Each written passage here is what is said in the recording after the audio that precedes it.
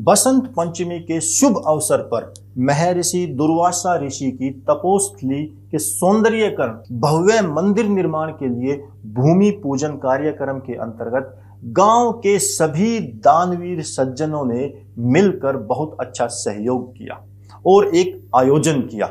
26 जनवरी 2023 के इस पावन अवसर पर दुब्बड़धन गांव में महर्षि दुर्वासा ऋषि के तीर्थ स्थल की पुनः नींव रखी गई। आयोजन की शोभा बढ़ाने में शरीक हुए गांव की तीनों पंचायतों ने और गांव के प्रतिष्ठित लोगों ने बढ़ चढ़कर सहयोग किया।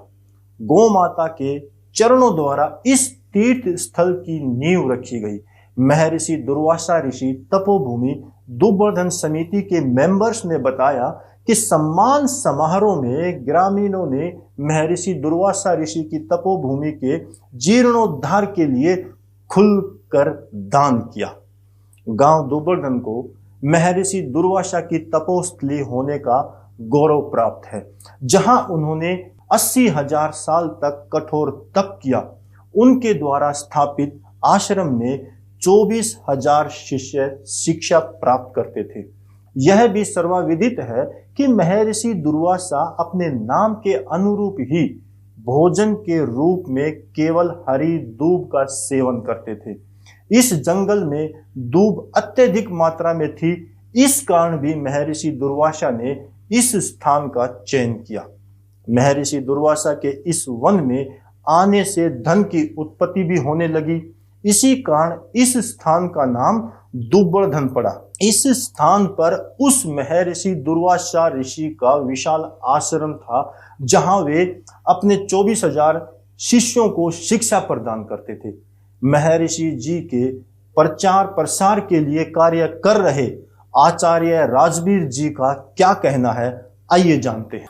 अभी शुरुआत जो हुई है जिस तरह से नगरी का अभी आगमन, तो वो शुरुआत और शुभारंभ हुआ है महर्षि दुर्वासा ऋषि के तीर्थ से, और उस तीर्थ से शुरू करके जिसमें अगर पूछना चाहो तो उसके बारे में बताए, जिसमें 4 हमारे घाट होंगे, 3 परिवार के।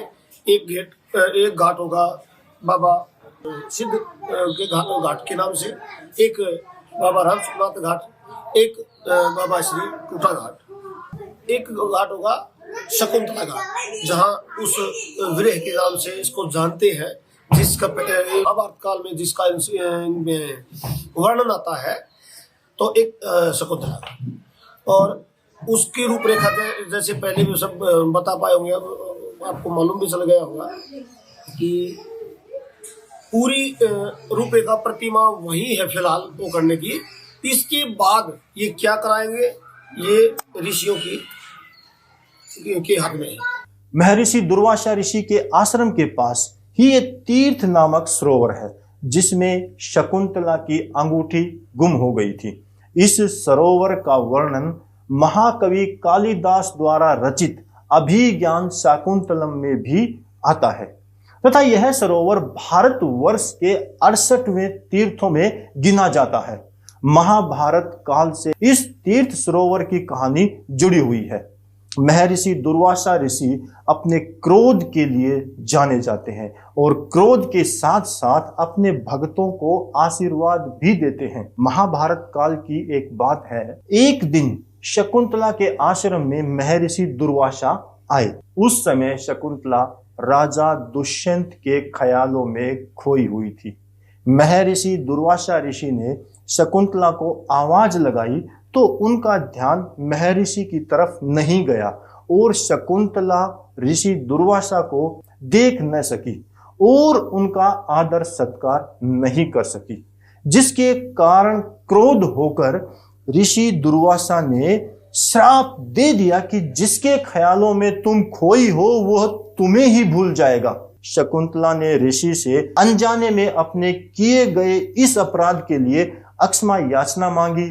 तब ऋषि दुर्वासा ने शकुंतला को माफ करते हुए कहा कि जब तुम अपने प्यार की निशानी अंगूठी को उसे दिखाओगी तब उसकी याददाश्त वापस लौट आएगी। यह कहकर उन्होंने शकुंतला को आशीर्वाद दिया और प्रस्थान कर गए।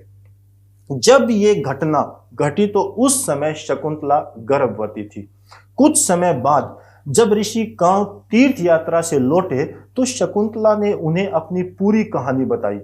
काणु ऋषि ने कहा कि पुत्री, विवाहित कन्या का पिता के घर में रहना उचित नहीं है। अब तुम्हारे पति का घर ही तुम्हारा घर है। इतना कहकर ऋषि ने शकुंतला को अपने शिष्यों के साथ उनके पति के घर हस्तिनापुर के लिए विदा कर दिया।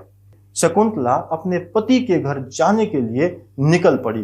रास्ते में उसे एक सरोवर मिला। दुबलधन गांव का ये सरोवर वही सरोवर है जहां शकुंतला पानी पीने के लिए रुकी थी। जब पानी पी रही थी तो शकुंतला की अंगूठी इसी सरोवर में गिर गई थी और ये अंगूठी ही उनकी प्रेम की निशानी थी। तो इस तरह की बहुत सारी घटनाएं हैं जो इस तीर्थ सरोवर से जुड़ी हुई हैं।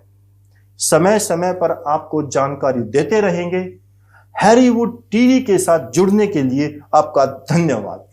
लगातार देखते रहें हैरीवुड टीवी पर कला, संस्कृति, साहित्य, सिनेमा, इतिहास, परंपरा और हमारी रीति रिवाजों से संबंधित जानकारी।